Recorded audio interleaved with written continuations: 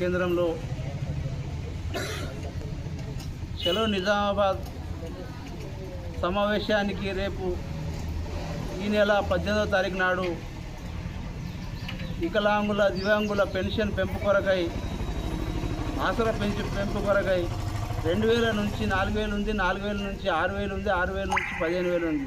ఏదైతే ఇచ్చిన గతంలో సంవత్సరంన్నర క్రితం కాంగ్రెస్ గవర్నమెంట్ ఈ వికలాంగులకు ఇచ్చిన మాటను విస్మరించడం జరిగింది. మరి ఎన్నికల హామీలు నెరవేర్చకపోవడం బాధాకరమైన విషయం.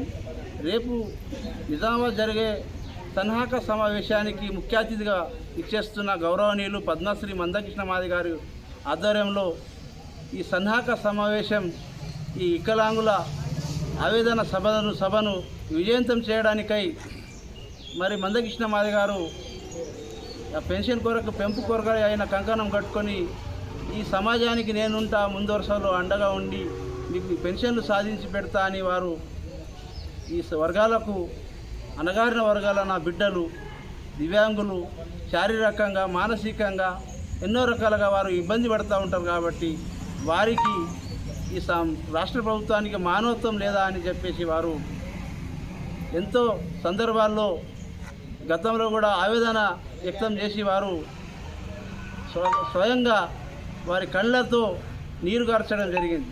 ఇలా బాధ చూసి తట్టుకోలేకనే ఈరోజు నా తమ్ముళ్లకు, నా అక్కలకు, నా చెల్లెల కోసం నేను నిరంతరం కృషి చేశాను ఇంతకుముందు.